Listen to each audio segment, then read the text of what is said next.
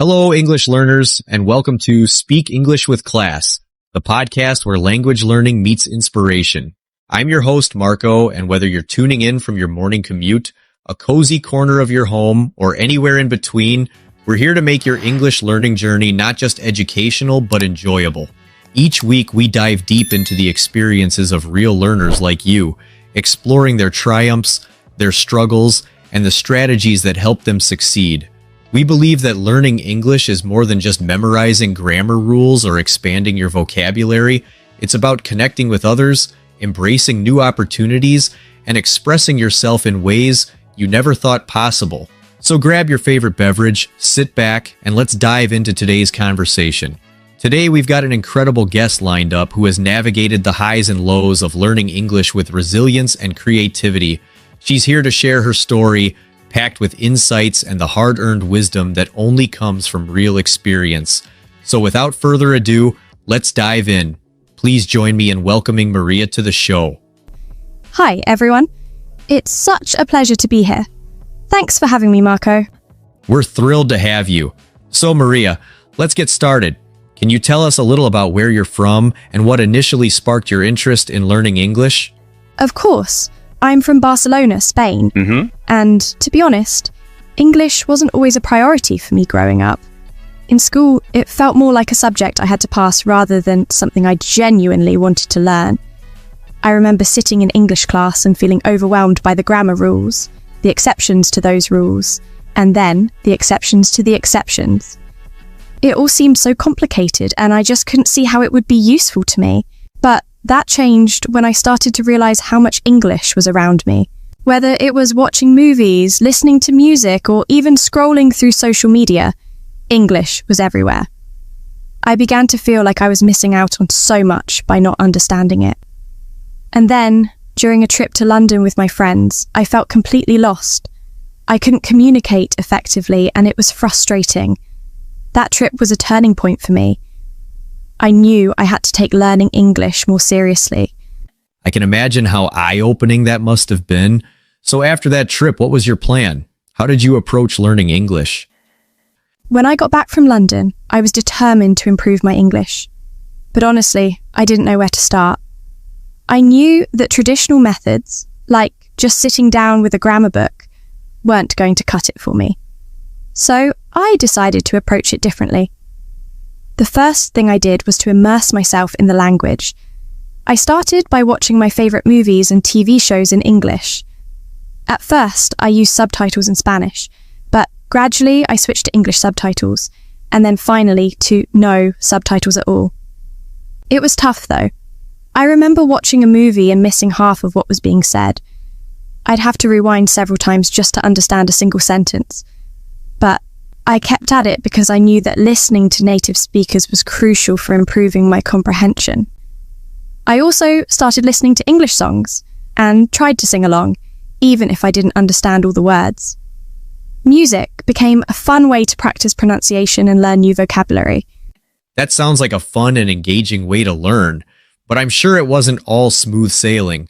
What challenges did you face during this immersion phase? Oh, there were definitely challenges. One of the biggest was the feeling of being overwhelmed. English has so many nuances, idioms, phrasal verbs, slang, and it felt like every time I learned something new, there was another layer waiting for me. I remember being particularly confused by phrasal verbs. They're tricky because they don't always make sense when you translate them directly. For example, I couldn't understand why give up meant to quit, or why bring up could mean both to mention something and to raise a child. It was confusing because I'd studied these phrasal verbs, but then I'd hear them used in different contexts and feel lost all over again. Another challenge was speaking. I was so afraid of making mistakes that I often hesitated to speak at all. I'd rehearse sentences in my head, but when it came time to actually say them, I'd freeze. My confidence was really low and I felt like I was stuck. I think a lot of people can relate to that, being afraid to speak because of the fear of making mistakes. Speaking of mistakes, do you have any funny language mix-ups you'd like to share? There were plenty of moments. Once, I was trying to say, "I'm full" after a meal, but I accidentally said, I'm fool. My friends burst out laughing and started calling me fool for the rest of the day. Let's just say I learned the difference real quick. That's hilarious. It's moments like those that make learning memorable. So how did you overcome the fear of making mistakes? It took time, but I eventually realized that making mistakes was a necessary part of the learning process. I started small by talking to myself in English. I'd narrate my day, things like, now I'm making breakfast, or I need to go to the grocery store. It sounds silly, but it helped me get comfortable with speaking without the pressure of someone listening. Once I felt more confident, I joined an online language exchange community where I could practice speaking with native speakers.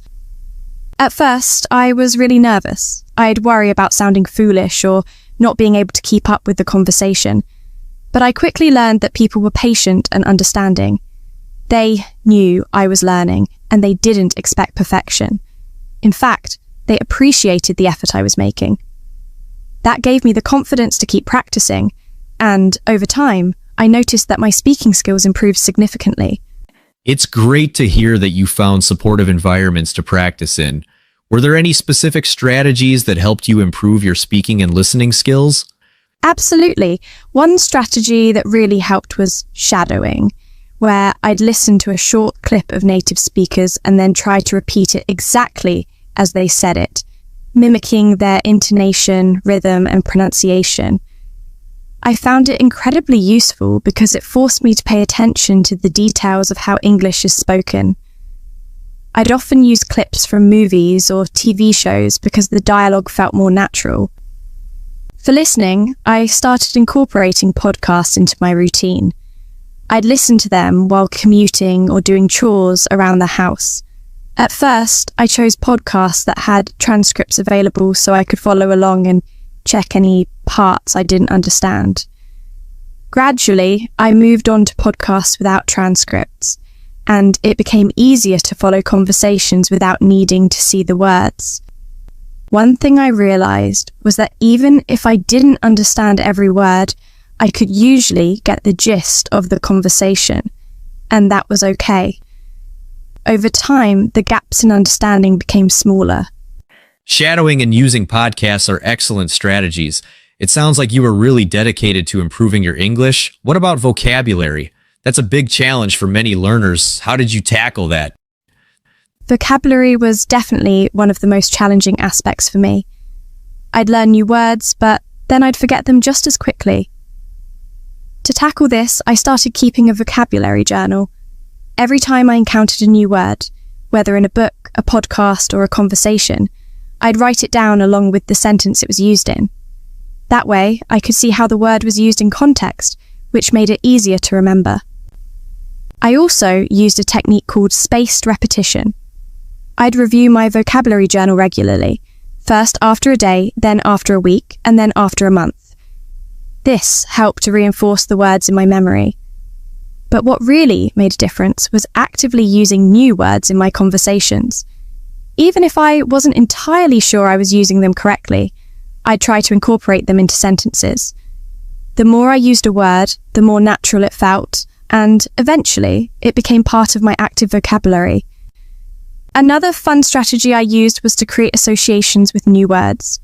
For example, if I learned the word meticulous, I'd think of a meticulous person in my life, like my aunt who's always very detailed about everything.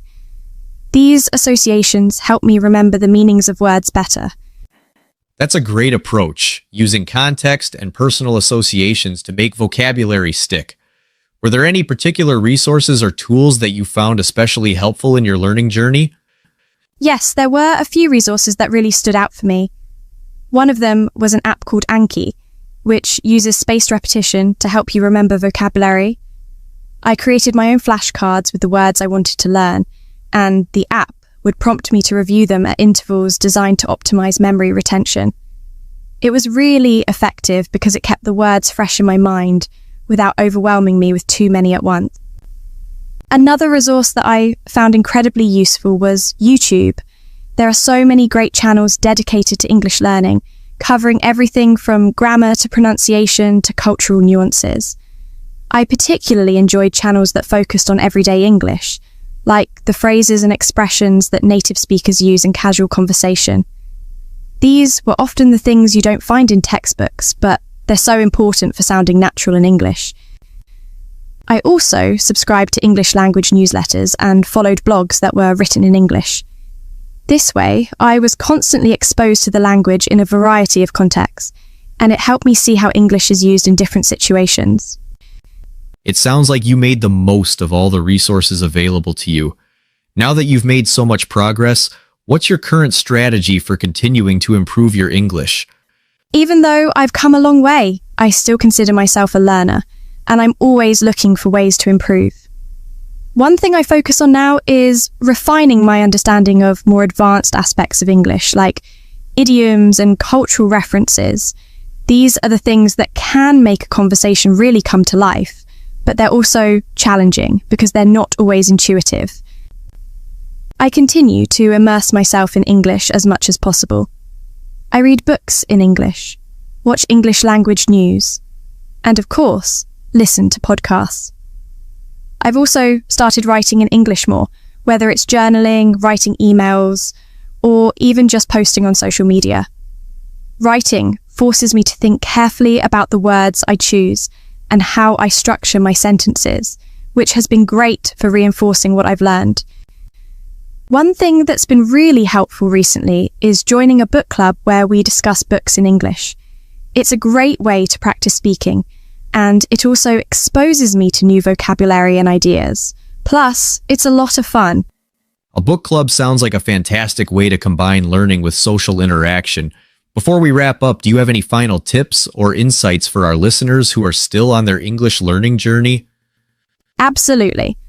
The first thing I'd say is to be patient with yourself. Learning a language is a journey, and it's okay if you don't see immediate results. Consistency is key, so try to practice a little every day, even if it's just for a few minutes. Also, don't be afraid to make mistakes. Mistakes are how we learn, and every mistake you make brings you one step closer to fluency. Another tip is to find ways to make learning fun. Whether it's through music, movies, podcasts, or language exchanges, find something you enjoy and use that as your practice tool. When you're having fun, you're more likely to stick with it. Lastly, surround yourself with English as much as possible. Create an environment where English is a part of your daily life. Whether it's changing the language on your phone to English, following English-speaking influencers, or even talking to yourself in English. The more you immerse yourself in the language, the more natural it will become. Those are fantastic tips, Maria. Thank you so much for sharing your journey with us today. Your story is truly inspiring, and I'm sure our listeners have gained a lot of insight and motivation from your experiences. Thank you for having me, Marco. It's been a pleasure to share my story, and I hope it helps others on their own journeys. Remember, learning English is a journey, not a destination. Keep going, and you'll get there. Absolutely. That brings us to the end of today's episode. Once again, a big thank you to Maria for sharing her incredible journey and valuable insights with us. I hope her story has inspired you and reminded you that every step forward, no matter how small, is progress. If you enjoyed today's episode, be sure to subscribe to Speak English with Class so you never miss out on more inspiring stories and practical tips. Until next time, keep learning, keep practicing, and keep speaking English with class. Take care. Your progress doesn't end here. To continue advancing your English skills, click on the next video or explore the additional videos we've thoughtfully selected for you.